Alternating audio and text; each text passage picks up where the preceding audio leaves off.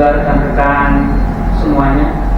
Puji syukur kepada Allah Subhanahu wa taala kita bisa hadir di sini. Salawat dan salam tak lupa kita limpahkan kepada Nabi besar kita Nabi Muhammad sallallahu alaihi wasallam. Sekalian izinkan saya untuk sharing knowledge terkait dengan apa yang saya dapatkan dari Diklat Manajemen Perencanaan Pembangunan Daerah dari tanggal 12 September sampai tanggal 26 September. Bapak dan Ibu, saya ingin menjelaskan terkait dengan proses perencanaan pembangunan daerah. Perencanaan pembangunan daerah adalah proses sistematis yang bertujuan untuk menentukan arah, tujuan, dan langkah-langkah yang strategis pembangunan di tingkat daerah. Proses ini melibatkan analisis perencanaan sedemikian rupa yang sebagaimana terdapat dalam Peraturan Menteri Dalam Negeri Nomor 86 Tahun 2017. Bapak dan Ibu, sebagaimana Undang-Undang Nomor 23 Tahun 2014, urusan pembangunan daerah dibagi menjadi 3 bagian. Pertama, urusan absolut, yaitu yang menjadi kewenangan pemerintah pusat, yang tidak bisa di-cascadingkan atau diturunkan di pemerintah daerah, yaitu urusan agama, pertahanan keamanan, justisi, politik luar negeri, dan moneter dan fiskal. Yang kedua, urusan konturen, yaitu dibagi antara pemerintah pusat dan daerah, yaitu terbagi menjadi urusan wajib dan urusan pilihan. Urusan wajib terkait dengan terbagi juga menjadi pelayanan dasar, yaitu seperti pendidikan, kesehatan, pekerjaan umum, dan lain sebagainya. Dan ada juga non pelayanan dasar, misalnya transmigrasi, pemberdayaan perempuan, dan lain sebagainya. Urusan pilihan disesuaikan dengan karakteristik pemerintah daerah di masing-masing pemerintah daerah, seperti potensi pariwisata, pertanian, dan lain sebagainya. Yang terakhir adalah urusan pemerintah umum, seperti administrasi pemerintahan. Lanjut, pendekatan perumusan dan pembangunan daerah mengadopsi dari berbagai macam pendekatan. Pertama, pendekatan teknokratik, yaitu sesuai dengan metodologi atau perencanaan tertentu, didukung oleh bukti rasionalitas. Yang kedua, pendekatan partisipatif. Perumusan rencana pembangunan daerah perlu partisipasi seluruh pemangku kepentingan, termasuk masyarakat, NGO, sektor swasta, terus aspirasi-aspirasi yang mungkin real yang bisa kita adopsi untuk pembangunan di daerah. Yang ketiga, bisa pendekatan politis, mempertimbangkan aspirasi politik,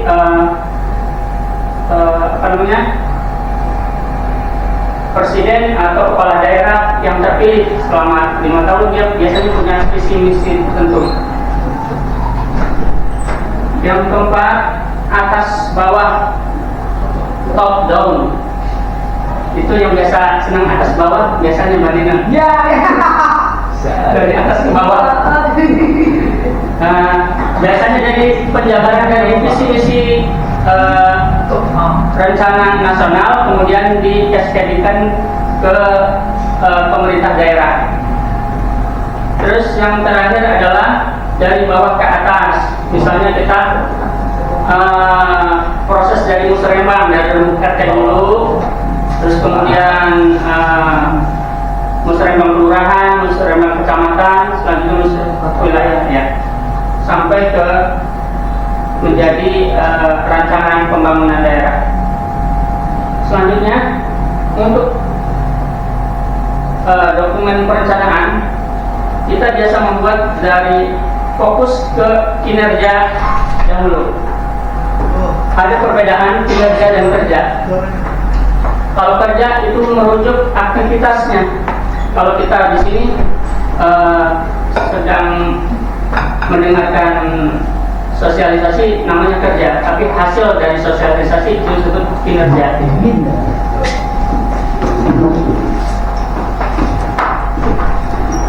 Dari mulai kinerja itu biasanya kalau kita membuat perancangan pemerintah harus ada indikatornya, bisa diukur, dan harus ada target-target yang perlu dihasilkan. Lanjut, Bapak dan Ibu, begini hierarki dokumen perencanaan pembangunan daerah dari mulai pemerintah pusat sampai daerah terbagi dari dokumen perencanaan jangka panjang, menengah, dan tahunan. Dokumen jangka panjang pemerintah pusat dari tahun 2025 sampai 2045. Yang lalu 20 tahun. Itu terangkum dalam RPJPN. Visi pembangunan 2045 jangka panjang Indonesia Emas. Nanti kita lanjutkan paparan. Kemudian diturunkan untuk RPJPD jangka panjang daerah selama 20 tahun. Visi misi Jakarta sebagai RPJPD 20 tahun, Jakarta menjadi kota global. Selanjutnya dari dari RPJPN diturunkan tingkat menengah selama 5 tahun. Selama periode pemerintahan yang terpilih 5 tahun dia harus memiliki rancangan pembangunannya. Demikian juga RPJMD 5 tahun. Dari RPJMD kemudian diturunkan untuk rencana strategis perangkat daerah atau Renstra untuk masing-masing perangkat daerah. Kalau di kelurahan tidak ada Renstra, ini ada di perangkat daerah. Kalau kelurahan ikut ke wali kota. Kemudian ada RKPD untuk tahunan. Kita biasa membuat RKPD tahunan dan kerja tahunan. Biasa Pak baik hati yang membuat. Ada.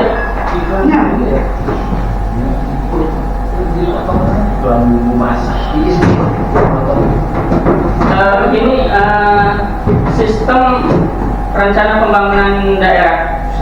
Ada ada yang berbasis spasial, artinya yang perencanaan yang berhubungan dengan penataan ruang, rencana tata ruang pulau atau rencana tata ruang rencana strategis nasional, RPJPN rencana 20 tahunan, RPJMN 5 tahunan, dan RKP 1 tahunan. Demikian juga di daerah ada RPJPD 20 tahunan, RPD 5 tahunan, dan RKPD 1 tahunan. Lanjut. Manfaat perencanaan yang pertama adalah pijakan sebagai peta jalan yang jelas bagi semua pihak yang terkait untuk memastikan arah dan prioritas pembangunan di masing-masing perangkat daerah. Kedua, supaya kita bisa ada efisiensi dan efektivitas sumber daya. Selanjutnya ada akuntabilitas pelaksanaan pembangunan. Lanjut, Bapak dan Ibu, untuk membuat perencanaan pembangunan harus dimulai dari apa yang mesti kita hasilkan terlebih dahulu, outcome-nya. Jangan berpikir untuk dari input, tapi harus bagaimana outcome-nya dulu yang kita outcome itu kan. Udah jangan lirik ya. Seperti pelaksanaan perencanaan di kelurahan. Misalkan kita ingin outcome-nya ingin Rawamangun prasarana dan prasarana umumnya lebih bersih. Dari ini kita kita mundur untuk kita adakan jumlah PPSU atau pegawai yang untuk membersihkan prasarana umum. Kemudian aktivitasnya itu pengadaan PPSU-nya. Terus kemudian input ini dari SDM atau sumber-sumber daya manusia yang perlu kita kembangkan di sini. Lanjut. Ini tadi yang dijelaskan tentang kerangka logis. Man, time, method, money, material, mesin, SDM awal yang perlu kita kembangkan untuk membuat perencanaan. Lanjut.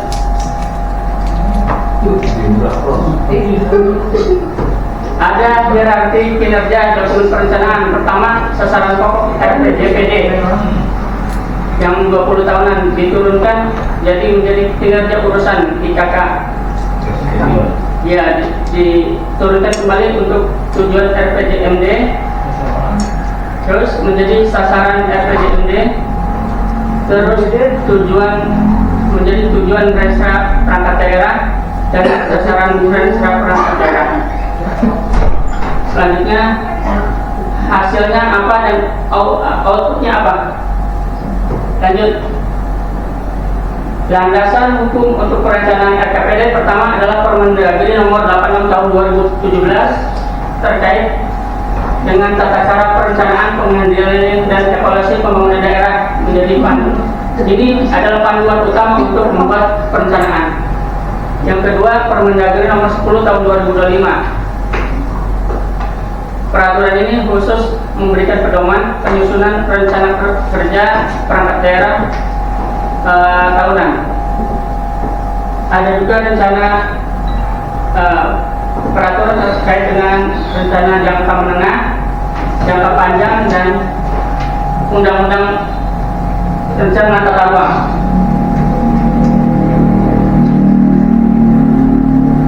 Untuk menyusun perencanaan, Bapak Ibu, harus dimulai dengan rencana awal pengkajian terlebih dahulu.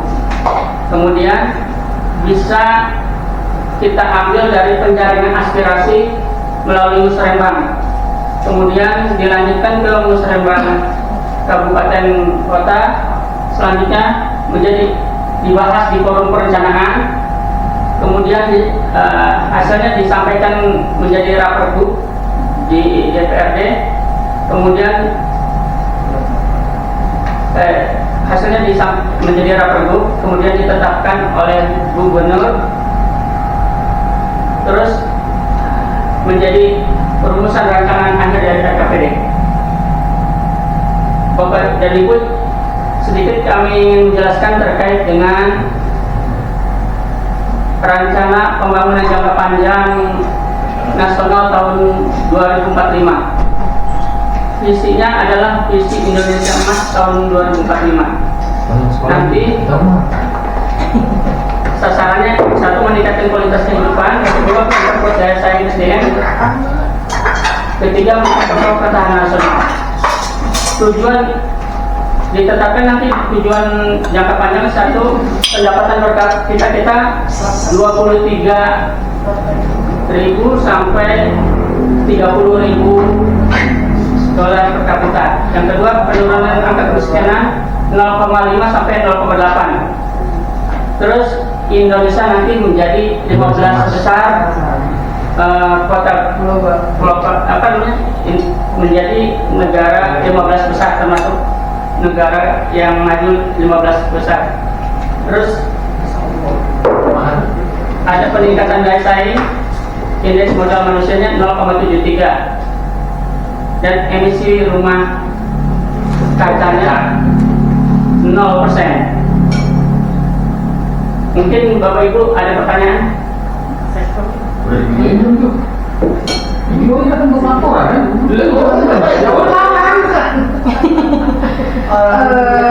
Saya ingin bertanya, mengapa di kelurahan tidak ada Rusda?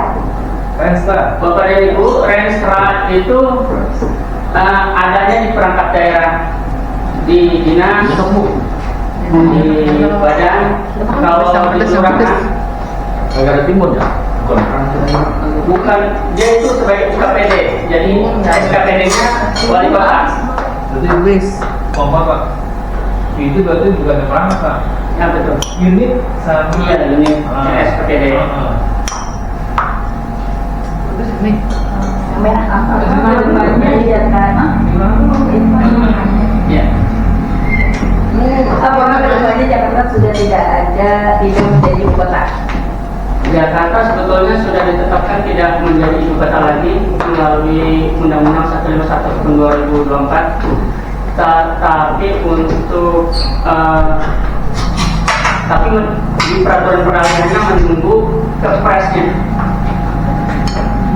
Jadi kalau kepresnya terbit, Jakarta tidak lagi menjadi ibu kota. Tidak Kalimantan Pak. Ya rencananya. Sekarang ibu kotanya ada di mana Pak kira-kira?